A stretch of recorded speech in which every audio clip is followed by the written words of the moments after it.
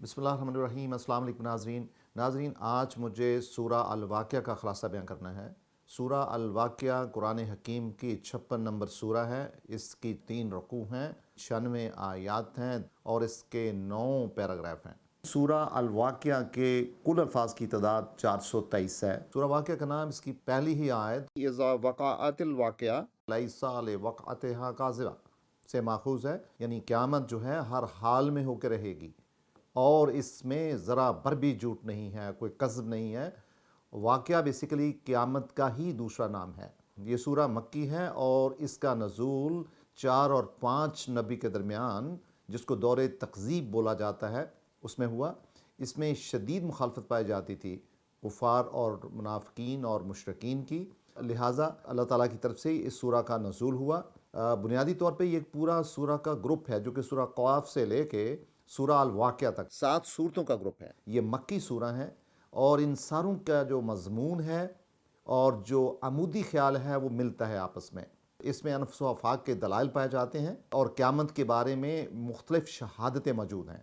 اس سورہ کا عمودی خیال یہ ہے کہ اس میں قیامت کا ذکر پایا جاتا ہے اور انسانوں کے 3 گروپ بتائے گئے ہیں، یعنی جو سابقین ہوں گے، اصحاب الیمین ہوں گے جو کہ عام مومنین ہیں، اور صاحب الشمال ہوں گے جو کہ مکذبین ہیں، اور ظاہر ہے ان کے جو درجات ہیں وہ ان کے اعمال کی بنیاد پہ ہیں۔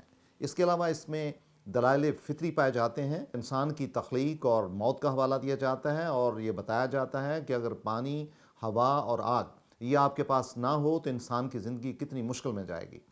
اور اس کے علاوہ حق کی حقانیت پہ زور دیا گیا ہے، اور آخر میں خدا کی شان اور خدا کا ذوالجلال ہونا، خدا کی تسبیحات کی ترغیب دی گئی ہے۔ ان ھذا لہو حق الیقین فسبح بحمد ربک العظیم، یعنی کہ بلا شبہ یعنی جو کچھ بتایا گیا ہے یہ حق ہے، برحق ہے، یہ سچ ہے، اس میں ذرا پر بھی کوئی کذب نہیں ہے۔ تو پھر رسالت مآب سے کہا جاتا ہے تو پھر آپ اپنے رب کی عظمت کو، شان کو بیان کریں۔ ناظرین، سورہ الواقعہ کے 9 پیراگراف ہیں۔ اس کا پہلا پیراگراف جو ہے وہ آیت نمبر 1 سے 10 تک ہے۔ اس میں شہادت قیامت کے بارے میں روشنی ڈالی گئی ہے اور کہا جاتا ہے کہ جو قیامت ہے وہ یقیناً ہو کے رہے گی، لیسا لوقتھا کاذبہ، اور اس میں ذرا پر بھی جھوٹ نہیں ہے، خافضات رافعہ، اور اس دن جو انسانوں کی عزت ہے، انسانوں کا جو درجہ ہے وہ ان کے ایمان کی بنیاد پہ ہوگا، لہٰذا کچھ کو یہ خافضہ گہرائی میں دھکیلنے والی ہوگی اور کسی کو یہ رافعہ یعنی رفعت دینے والی ہوگی۔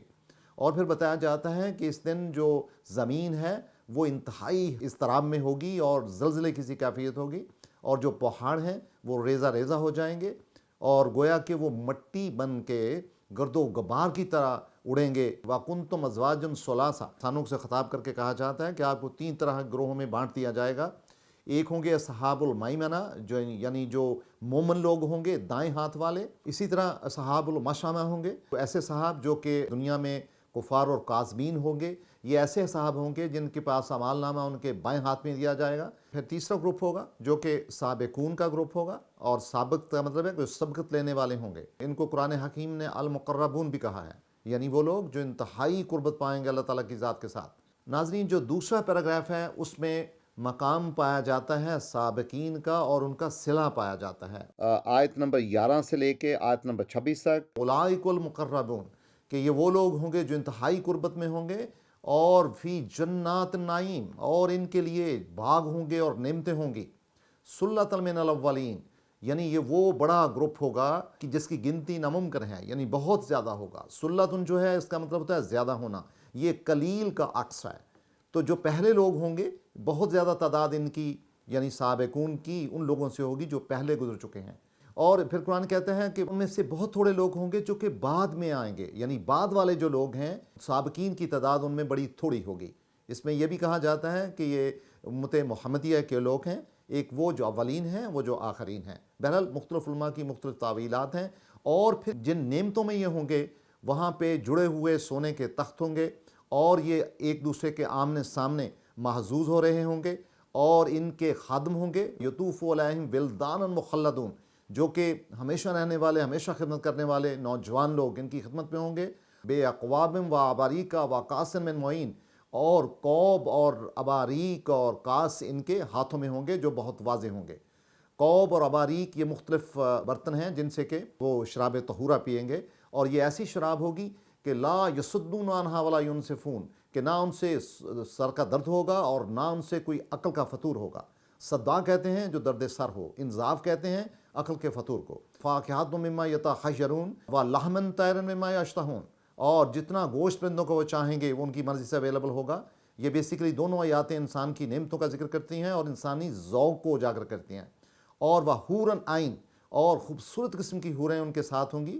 حور کا مطلب ہے کہ جنت کی نعمتیں ہیں جن کا حسن ظاہر اور باطن میں واضح ہوگا، اور وہ ان کی جو چشم غزال ہوں گی اور در مکنون ہوں گی، یعنی چھپے ہوئے موتیوں کی طرح ہوں گی۔ ویسے حور کا مطلب ہوتا ہے انتہائی وائٹش، سپاٹ لیس، اور عین کا مطلب ہوتا ہے انتہائی خوبصورت۔ گویا یہ اس ماحول کا نقشہ کھینچا گیا ہے اور ان نعمتوں کا ذکر ہے جو کہ انتہائی پاکیزہ ہوں گی اور انتہائی خوبصورت ہوں گی۔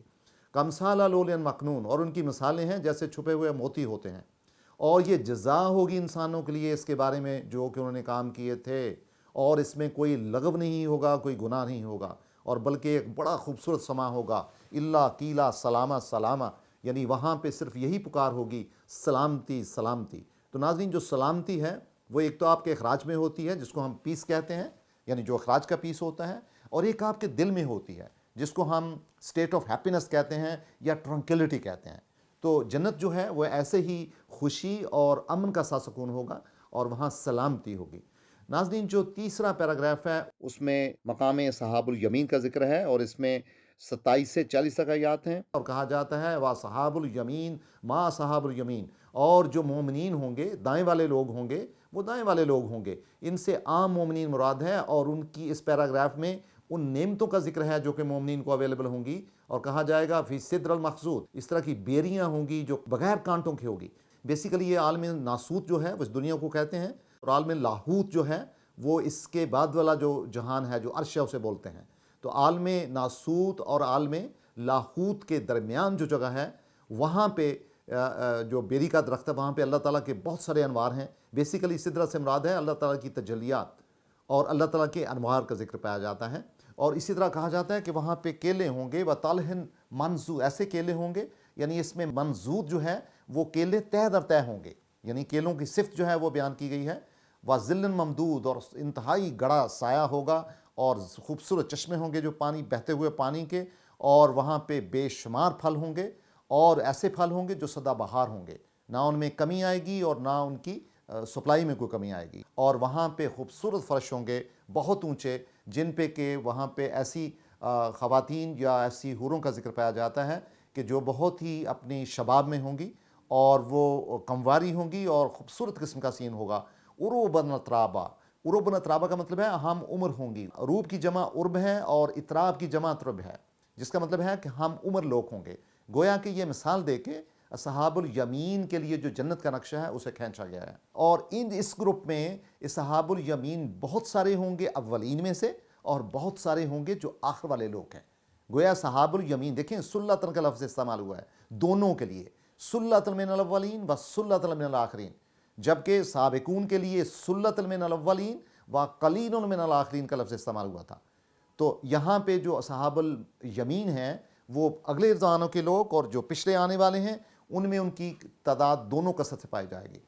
ناظرین، 4 نمبر پیراگراف جو ہے وہ 41 سے 56 تک جو آیات ہیں وہ پائی جاتی ہیں، اور کہا جاتا ہے وَأَصْحَابُ الشَّمَالِ مَا أَصْحَابُ الشَّمَالِ، اور جو اصحاب الشمال ہیں وہ پھر اصحاب الشمال ہوں گے، یعنی بائیں ہاتھ والے لوگ ہوں گے، یعنی وہ ایسے ماحول میں ہوں گے جہاں آگ کی حرارت ان کے اندر جذب ہو رہی ہوگی۔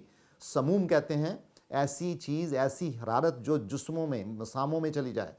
ذِلٍّ مِّن یحموم، اور وہ وہاں پہ ان کے جو سائے ہیں وہ انتہائی کالے ہوں گے۔ حمیمہ اور حمہ کالی چیز کو کہتے ہیں، یعنی دھوئیں کی طرف اشارہ ہوتا ہے۔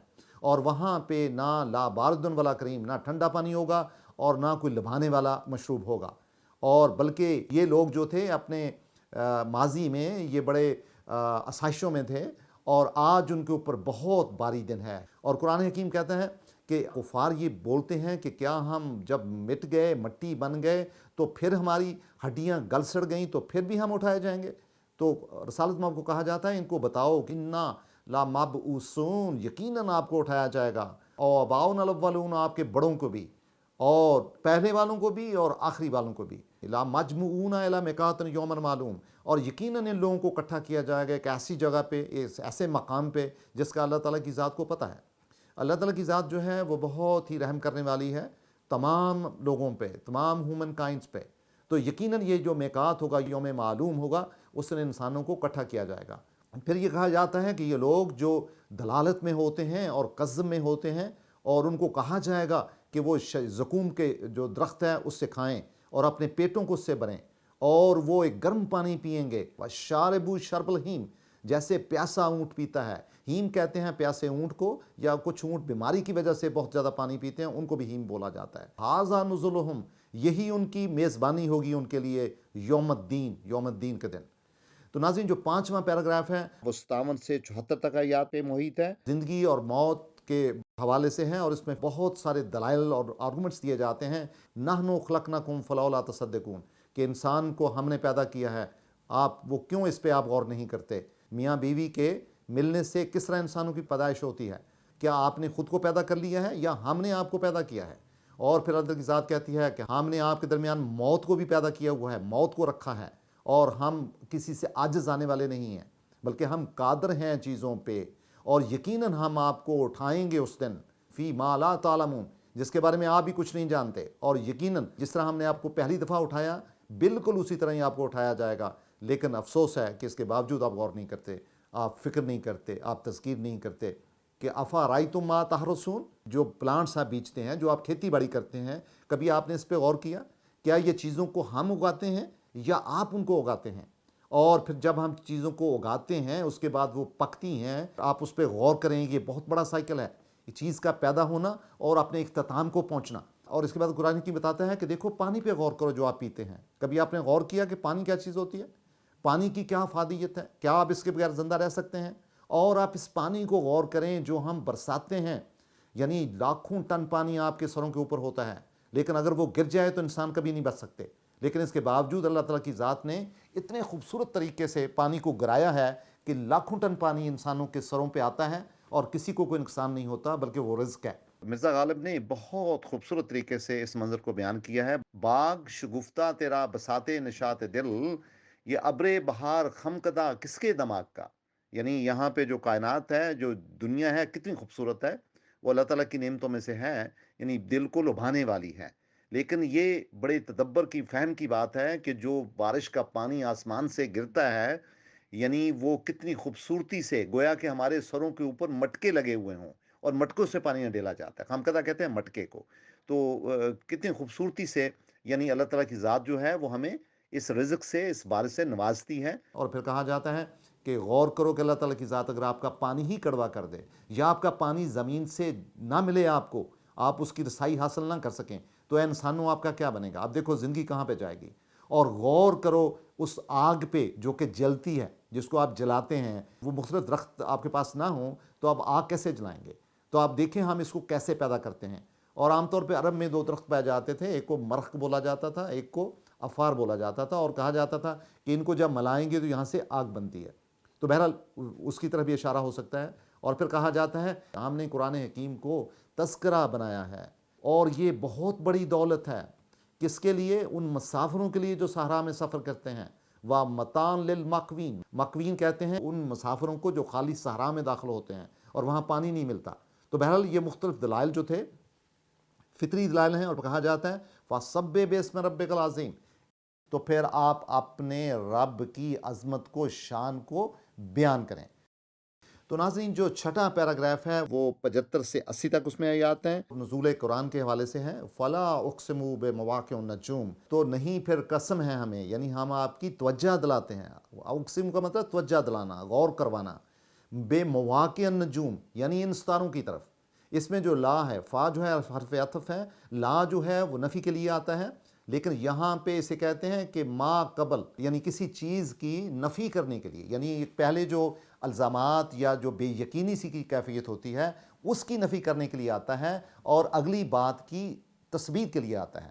نجوم کا مطلب یہاں پہ ویسے تو ستارے ہیں، لیکن یہاں پہ قرآن حکیم کا نزول ہے۔ انہ لا قسم لو تعلمون عظیم، یہ بہت بڑی قسم ہے، اور کاش کہ آپ اس کی عظمت کو جانیں۔ انہو لا قرآن الکریم، اور بلا شبہ قرآن کریم جو ہے، یہ کرم والا قرآن جو ہے، جو انتہائی خوبصورت ہے، دل کو لبانے والا، آپ پہ عنایات کرنے والا، فی کتاب مکنون، اور اس کے اندر کتابیں یعنی بہت کتاب مکنون ہے، مکنون چھپے ہوئے موتیوں کو بولتے ہیں۔ تو گویا قرآن حکیم کے اندر بھی جو بے شمار سبجیکٹس ہیں، موضوعات ہیں، وہ کتاب ہیں۔ اب بعض کتاب کو قرآن حکیم کی ایک آیت کے اندر بھی آپ کو چھوٹی آیات ملتی ہیں جو کہ انتہائی خوبصورت، اور اس کے اندر انتہائی قسم کی عقل اور دانش اور خرد پائی جاتی ہے۔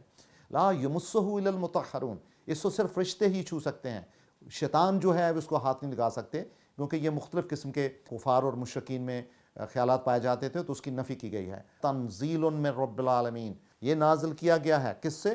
رب العالمین، جو نورشل لارڈ ہے، پرورش کرنے والا ہے عالمین کی، جہانوں بھر کی۔ ناظرین، جو 7واں پیراگراف ہے اس میں 81 سے 87 تک آیات ہیں۔ قبضہ قدرت اور انسان کی بے بسی کا نقشہ کھینچا گیا ہے، اور کہا جاتا ہے افا بہذا الحدیث انتم مدہنون، آپ کون سی پھر بات پہ یقین کریں گے، کون سی آرگومنٹس پہ، کون سے تفکر پہ آپ آئیں گے کہ آپ بالکل ہی بے نیازی کے عالم میں ہو۔ انتم مدہنون، ادہان کہتے ہیں بے نیازی کو، بے اتنائی کو، تو کیا آپ اس بے اتنائی میں پھر کون سی بات پہ آپ یقین کرو گے؟ اور پھر کہا جاتا ہے کہ دیکھو ہم آپ کو رزق دیتے ہیں اور آپ پھر بھی اس کی نفی کرتے ہیں، یعنی اس کو آپ تہے دل سے اس کے مشکور نہیں ہوتے، اور اس پہ غور نہیں کرتے، تدبر نہیں کرتے۔ اور یاد کرو کہ جب آپ حالت مرض میں ہوتے ہیں اور موت کے نزدیک ہوتے ہیں تو جان آپ کے گلے تک آ جاتی ہے، پریشان حال میں آپ اوپر نیچے دیکھتے ہیں، وَنَحْنُ أَقْرَبُ إِلَيْهِ مِنْكُمْ، ہم ان کے بڑے قریب ہوتے ہیں، گو آپ دیکھ نہیں سکتے۔ یعنی اللہ تعالیٰ کی ذات نے اس موت کے لمحے کا بھی نقشہ کھینچا ہے اور بتایا ہے فَلَوْلَا إِن كُنتُمْ غَيْرَ مَدِينِينَ، تو پھر کیا آپ اس اطاعت کے دائرے میں نہیں ہیں؟ دانا کہتے ہیں اطاعت کو، دانا یا مدین یعنی اطاعت میں آنے والا یا اطاعت کرنا۔ اور ترجعونہ ان کنتم صادقین، تو پھر آپ رجوع کیوں نہیں کرتے اگر آپ سچے ہیں؟ تو گویا کہ اس پیراگراف میں قبضہ قدرت یعنی قدرت کے جو ہمارے اوپر اختیارات ہیں اللہ تعالیٰ کی ذات کے اور فطرت کے، اس کی طرف توجہ دلائی گئی ہے، اور ہماری جو محکومی اور ہماری جو لیمیٹیشنز ہیں ان کا نقشہ کھینچا گیا ہے۔ ناظرین، جو 8واں پیراگراف ہے وہ آیت نمبر 88 سے 94 کے درمیان ہے، اور اس میں دوبارہ ریپیٹ کیا گیا ہے کہ جو 3 طرح کے گروپس ہوں گے، جس میں مقربین، اصحاب الیمین ہیں، اور اصحاب المشأمہ یعنی بائیں ہاتھ والے ہیں۔ اور کہا جاتا ہے فَأَمَّا إِن كَانَ مِنَ الْمُقَرَّبِينَ، پھر اگر آپ کو مقربین پھر سے تو آپ فَرُوحٌ وَرِيحَانٌ وَجَنَّتُ النَّعِيمِ، تو آپ کے لیے بہت بڑی یعنی دلگداز قسم کا، اور ریحان کہتے ہیں خوشبو کو، اور جنت کہتے ہیں باغ کو، نعیم کہتے ہیں نعمتوں کو، یعنی آپ ایسی نعمتوں میں ہوں گے جو کہ آپ کے دل و دماغ کو اور روح کو تازہ کریں گی۔ وَأَمَّا إِن كَانَ مِنْ أَصْحَابِ الْيَمِينَ، اور اگر آپ دائیں ہاتھ والوں سے ہوئے تو پھر سلامتی ہے دائیں ہاتھ والوں کے لیے۔ وَأَمَّا إِن كَانَ مِنَ الْمُكَذِّبِينَ الضَّالِّينَ، اور اگر آپ مکذبین اور جو بہکے ہوئے لوگ ہیں اور جو کذب والے لوگ ہیں، کذاب ہیں، اگر آپ ان سے ہوتے ہیں تو پھر ان کا معاوضہ یہ ہوگا، ان کی سزا یہ ہوگی فَنُزُلٌ مِّنْ حَمِيمٍ، کہ ان کی میزبانی کی جائے گی گرم پانی کے ساتھ، ابلتے ہوئے پانی کے ساتھ، وَتَصْلِيَاتُ الْجَحِيمِ، اور ان کو جہیم میں یعنی جہنم میں داخل کیا جائے گا۔ اور ناظرین، جو آخری پیراگراف ہے وہ 2 آیات پہ محیط ہے، 95 اور 96 آیت۔ اس میں کہا جاتا ہے اِنَّ هَٰذَا لَهُوَ حَقُّ الْيَقِينِ، کہ بلا شبہ یہ جو باتیں آپ کو بتائی گئی ہیں وہ حق الیقین ہیں، یعنی وہ برحق ہیں، حقانیت پہ بنیاد ہے ان کی، اور اس کو آپ اپنی آنکھوں سے، اپنے دل سے، دماغ سے، سماعت سے پروو کر سکتے ہیں، اور اپنی آرگومنٹ سے آپ سوچیں، آپ دلائل دیں، آپ کو ایک ایک بات کا جواب ملتا ہے۔ پھر پرافٹ کو کہا جاتا ہے، بلکہ پوری مین کائنڈ کو، ہیومن کائنڈ کو کہا جاتا ہے فَسَبِّحْ بِاسْمِ رَبِّكَ الْعَظِيمِ، تو پھر آپ اپنے رب کی عظمت کو، شان کو بیان کریں۔ تو ناظرین، جو 2 کلمے ہیں وہ اللہ تعالیٰ کی ذات کو بہت محبوب ہیں، سبحان اللہ و بحمدہ اور سبحان اللہ العظیم۔ یہ دونوں کلمے بہت ہی اعلیٰ پائک ہیں، اور حدیث کے مطابق یہ ہے کہ اللہ تعالیٰ کی ذات کو یہ دونوں کلمے بہت محبوب ہیں۔ تو ناظرین، یہ جو سورہ واقعہ ہے اپنی 96 آیات کے ساتھ، 3 رکوع کے ساتھ اور 9 پیراؤں کے ساتھ ہمیں دعوت دیتی ہے ہم فکر کریں، اس کی تذکیر کریں، اس کی صرف نحو کو سمجھیں اور اس کو زبانی یاد کریں، تاکہ ہم نہ صرف اپنی نمازوں میں ہم اسے لانچ کر سکیں، بلکہ اس کے اندر جو مطالب پائے جاتے ہیں، جو مفہوم پایا جاتا ہے، اس کا اطلاق ہم اپنی زندگی پہ بھی کریں اور اللہ تعالیٰ کی شان بیان کریں۔ فَسَبِّحْ بِاسْمِ رَبِّكَ الْعَظِيمِ۔ بہت شکریہ ناظرین۔